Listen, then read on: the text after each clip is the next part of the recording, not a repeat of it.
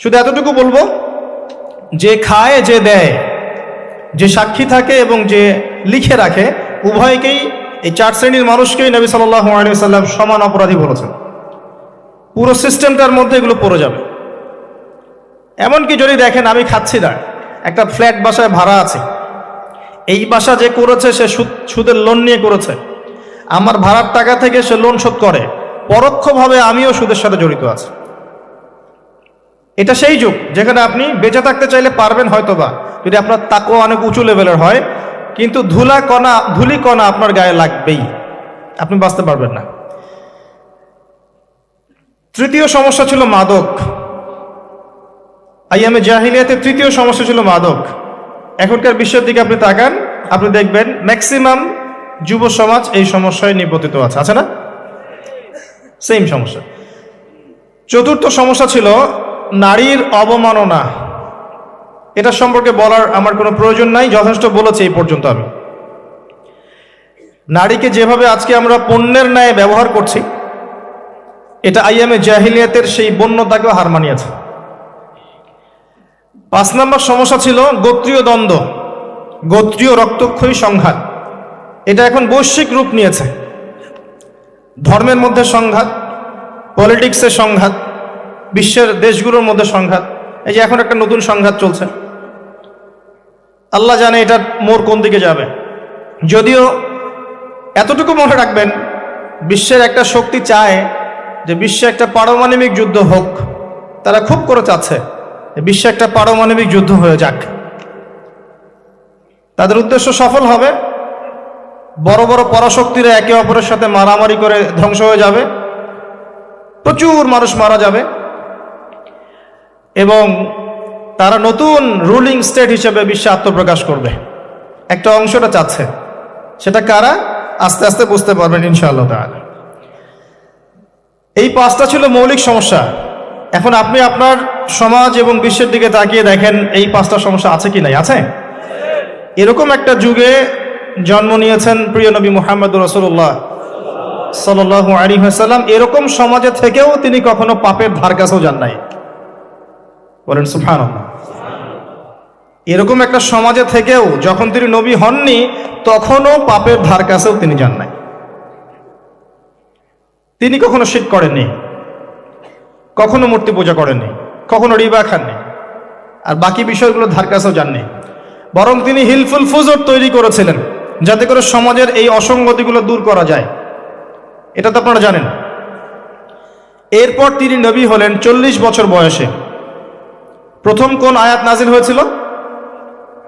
সূরা আলাকের প্রথম 5 আয়াত আল্লাহ পাক প্রথমে পড়তে বলেছেন, ইকরা বিসমি রাব্বিকাল্লাযী খালাক খালাকাল ইনসানা মিন আলাক ইকরা ওয়া রাব্বুকাল আকরাম আল্লাযী আল্লামা বিল কলম আল্লামাল ইনসান মা লাম ইয়ালাম। এখানে প্রথম কথাটা হচ্ছে পড়ুন। আল্লাহ পাক প্রথমে বললেন না সুদ খেও না, শিরক করো না, মাদক সেবন করো না, জেনার ধার কাছেও যেও না। আল্লাহ পাক এগুলো কিছুই বললেন না। এমনকি আল্লাহ এটাও বললেন না সুবহানাহু ওয়া তাআলা যে নামাজ আদায় করো, যাকাত দাও, রমজান মাসে সাওম রাখো। আল্লাহ পাক কি বললেন? পড়ুন। আপনার জীবনের প্রথম ফরজ হচ্ছে পড়াশোনা করা। আমাদের জীবনের প্রথম ফরজ হচ্ছে পড়াশোনা করা। যে যত বেশি কনস্ট্রাকটিভ সিলেবাসে পড়াশোনা করবে, তার অন্তর্দৃষ্টি তত বেশি সুদূর প্রসারী হবে ইনশাআল্লাহ তাআলা, এবং তার আমল আরো সুন্দর হবে, তার ব্যবহার সুন্দর হবে, চরিত্র সুন্দর হবে, তার মনুষ্যত্ব ভালো হবে। তার দ্বারা সমাজ, দেশ, রাষ্ট্র, উম্মাহ ভালো কিছু পাবে ইনশাআল্লাহ। অশিক্ষিত মূর্খ জনগণকে দিয়ে রাষ্ট্রের কোনো কাজ নাই, আছে? তবে শিক্ষাটা হতে হবে এমন জ্ঞান, ইকরা বিসমি রাব্বিকাল্লাযী খালাক।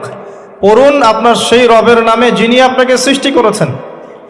যে জ্ঞান আপনাকে আপনার স্রষ্টা, ওদের ভাষা ব্যবহার করে বলছি, আপনার ইলাহ আল্লাহর দিকে নিয়ে যাবে, সেটাই প্রকৃত জ্ঞান। যে জ্ঞানটা আপনাকে আল্লাহ থেকে দূরে সরাচ্ছে দিন দিন, এটা জ্ঞান নয়, এটা জাহেলিয়াত। আমি কি বুঝাতে পারছি? এবার আপনি চিন্তা করে দেখেন যে আপনার জ্ঞানটা আপনাকে কি আল্লাহর দিকে নিয়ে যাচ্ছে নাকি আল্লাহ থেকে দূরে সরাচ্ছে? এরপরে আপনি চিন্তা করবেন আপনি প্রকৃত জ্ঞানী কিনা।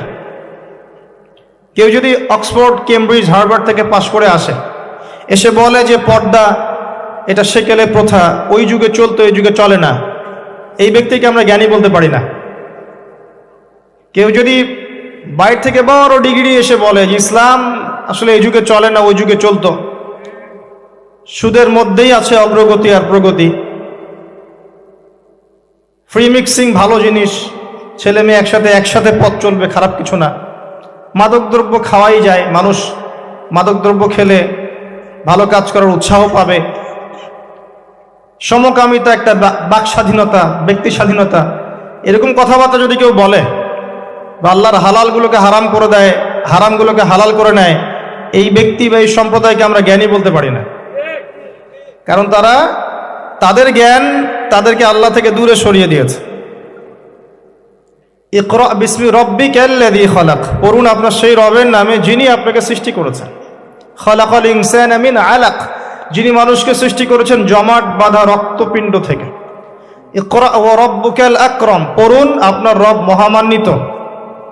আল্লাযী আল্লামা বিল কলম, যিনি আপনাকে কলম দ্বারা জ্ঞান শিক্ষা দিয়েছে।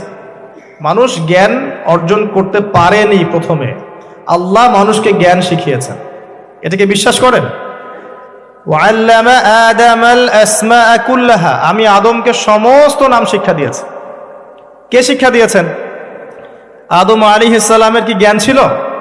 আমাদের জ্ঞান ছিল? আল্লাহ শিখিয়েছেন। আল্লামাল ইনসান মা লাম ইয়ালাম, মানুষকে সেই জ্ঞান শিক্ষা দিয়েছেন যা মানুষ জানতো না। এই আয়াত নিয়ে নবী সাল্লাল্লাহু আলাইহি ওয়াসাল্লামের নবুয়তের জিন্দেগি শুরু হলো। কত বছর জিন্দেগি ছিল নবুয়তের জিন্দেগি? বলতে পারবেন? 23 বছর। 23 বছর। আমরা কিন্তু লেকচারের শেষে একটা কুইজ কন্টেস্ট করব ইনশাআল্লাহ। 5টা থেকে 10টা প্রশ্ন করব ইনশাআল্লাহ। 10 জনকে আমরা পুরস্কৃত করব ইনশাআল্লাহ তাআলা। মনোযোগের সাথে লেকচার শুনবেন।